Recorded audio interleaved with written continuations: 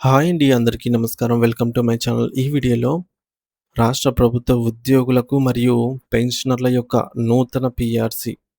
కొత్త పీఆర్సీపై కీలక ఉత్తర్వులు విడుదల. మరి దీనికి సంబంధించినటువంటి పూర్తి తాజా సమాచారాన్ని ఈ వీడియోలో తెలుసుకుందాము.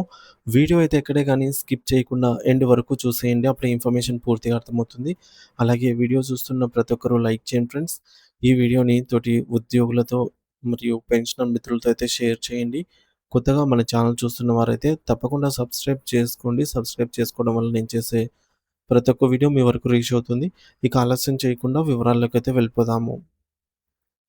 ఫ్రెండ్స్, ఇక విషయానికొచ్చినట్టయితే తెలంగాణ రాష్ట్ర ప్రభుత్వ ఆర్థిక శాఖ నుండి తాజాగా ఒక అత్యంత కీలకమైన మరియు అధికారిక మెమో విడుదలైంది. ఈ ఉత్తర్వు రాష్ట్ర వ్యాప్తంగా ఉన్న లక్షలాది మంది ప్రభుత్వ ఉద్యోగుల జీతభత్యాలు, పదోన్నతులు మరియు వారి సర్వీసు రికార్డులకు సంబంధించిన అంశాలపై నేరుగా ప్రభావం అయితే చూపుతోంది. మరి ఈ యొక్క మెమో కేవలం ఒక సాధారణ సమాచారం మాత్రమే కాదు, రాబోయే కొద్ది రోజుల పాటుగా ఉద్యోగుల ఆర్థిక గమనాన్ని మరియు ప్రభుత్వ పరిపాలనా విధానాన్ని నిర్ణయించే ఒక ప్రాముఖ్యత కలిగిన పత్రమని మనం అర్థం చేసుకోవాలి. రాష్ట్రంలోని ప్రతి ఉద్యోగి ఈ మెమోలోని అంతరార్థాన్ని మరియు దానివల్ల కలిగే పర్యవసానాలను క్షుణ్ణంగా తెలుసుకోవాల్సిన అవసరం ఉంది.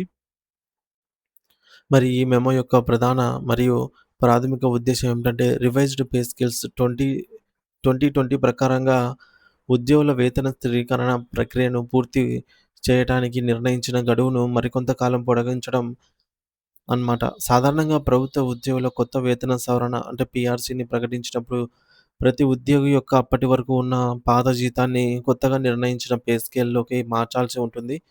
దీనిని మనం సాంకేతిక భాషలో పే ఫిక్సేషన్ అని పిలుస్తాము. ఈ ప్రక్రియ అనేది చాలా క్లిష్టమైనది మరియు ప్రతి ఉద్యోగి యొక్క వ్యక్తిగత సర్వీస్ రిజిస్టర్ ఎస్ఆర్ ఆధారంగా వారి సీనియారిటీని మరియు ఇంక్రిమెంట్‌లను బట్టి అత్యంత ఖచ్చితత్వంతో లెక్కించాల్సి ఉంటుంది. కాబట్టి దీనికి తగినంత సమయం మరియు నిపుణులైన సిబ్బంది అవసరము. గతంలో ప్రభుత్వం జారీ చేసిన ఉత్తర్వుల ప్రకారం ఈ 2020 రివైజ్డ్ పే స్కేల్స్‌కు సంబంధించిన అన్ని రకాల పే ఫిక్సేషన్ పనులను మార్చి 31, 2023 నాటికే పూర్తి చేయాలని స్పష్టమైన ఆదేశాలు జారీ చేయబడ్డాయి. అంటే ఆ నిర్ణీత గడువులోపే రాష్ట్రంలోని ప్రతి ప్రభుత్వ ఉద్యోగి యొక్క వేతన సవరణ ప్రక్రియ ముగిసి వారి సర్వీసు పుస్తకాల్లో అధికారికంగా నమోదు కావాల్సి ఉంది. ఒకవేళ ఈ గడువులోగా పనులు పూర్తి కాకపోతే ఉద్యోగుల జీతాల్లో వ్యత్యాసాలు రావటం లేదా వారి రిటైర్మెంట్ బెనిఫిట్స్ విషయంలో ఇబ్బందులు తలెత్తే అవకాశం ఉంటుంది.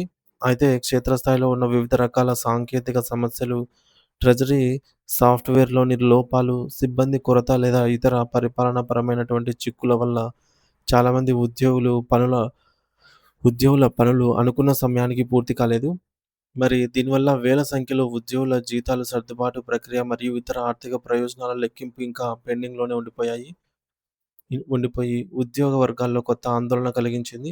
ఈ పెండింగ్ పనుల తీవ్రతను మరియు క్షేత్రస్థాయి అధికారుల అభ్యర్థనను గమనించిన ప్రభుత్వం ఇప్పుడు తాజాగా ఒక సంచలనం నిర్ణయం తీసుకుంటూ ఈ గడువును ఏకంగా సెప్టెంబర్ 30, 2026 వరకు పొడిగిస్తూ అధికారిక ఉత్తర్వులు అయితే జారీ చేసింది. అంటే ప్రభుత్వం ఈ సంక్లిష్టమైన ప్రక్రియను ఎటువంటి తప్పులు లేకుండా ప్రశాంతంగా పూర్తి చేయడానికి అధికారులకు మరో 2.5 ఏళ్ల సుదీర్ఘ సమయాన్ని కేటాయించినట్టు అన్నమాట.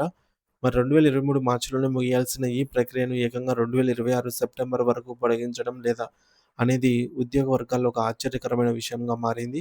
ఈ నిర్ణయం వల్ల సెక్రటేరియట్‌లోని అన్ని విభాగాలు, రాష్ట్ర వ్యాప్తంగా ఉన్న వివిధ శాఖల అధిపతులు, హెచ్ఓడీస్, అకౌంట్స్ ఎగ్జామినర్లు మరియు ఆడిటర్ అధికారులకు కొంత పని ఒత్తిడి తగ్గినప్పటికీ ఉద్యోగుల పాత బకాయిల సెటిల్మెంట్ మరియు రికార్డుల అప్డేట్ మరికొంత కాలం ఆలస్యమయ్యే అవకాశమే స్పష్టంగా కనిపిస్తుంది. మరోవైపు రాష్ట్రంలో కొత్త న్యూ పీఆర్సీ 2023 కోసం వెయ్యి కళ్ళతో ఎదురుచూస్తున్న ఉద్యోగులకు ఈ తాజా మెమో కొంత ఆందోళనను మరికొంత అయోమయాన్ని కలిగిస్తోంది. సాధారణంగా నిబంధనల ప్రకారంగా ప్రతి 5 ఏళ్లకోసారి కొత్త వేతన సవరణ కమిషన్‌ను నియమించి పెరిగిన ధరలకు అనుగుణంగా ఉద్యోగుల జీతాలను పెంచాల్సి ఉంటుంది. వాస్తవానికి 2023 జూలై నుండే కొత్త పీఆర్సీ అమల్లోకి రావాల్సి ఉంది. కానీ అప్పటి వరకు ప్రభుత్వం అక్టోబర్ 2023లో మాత్రమే పీఆర్సీ కమిషన్‌ను ఏర్పాటు చేస్తూ నిర్ణయం అయితే తీసుకుంది. ఆ సమయంలో కమిషన్‌కు కేవలం 6 నెలల కాలపరిమితి మాత్రమే కేటాయించి త్వరగా నివేదిక సమర్పించాలని కోరినప్పటికీ రకరకాల కారణాల వల్ల ఆ గడువు వరుసగా వాయిదా పడుతూ వస్తుంది. దీనివల్ల ఉద్యోగులు తమకు రావాల్సిన కొత్త జీతాల పెంపు ఎప్పుడు వస్తుందా అని ఆశగా ఎదురుచూస్తున్నారు. ఇటీవల జరిగిన అసెంబ్లీ సమావేశాల్లో కూడా ప్రజాప్రతినిధులు ఈ విషయాన్ని లేవనెత్తగా ప్రభుత్వం సానుకూలంగా స్పందించింది. పీఆర్సీ కమిషన్ ఎప్పుడు తన నివేదికను ప్రభుత్వానికి సమర్పిస్తే ఆ మరుక్షణమే ఉద్యోగులకు సంబంధించిన ఫిట్మెంట్ మరియు జీతాల పెంపు శాతాన్ని అధికారికంగా ప్రకటిస్తామని సంబంధిత మంత్రులు అసెంబ్లీ సాక్షిగా హామీ ఇచ్చారు.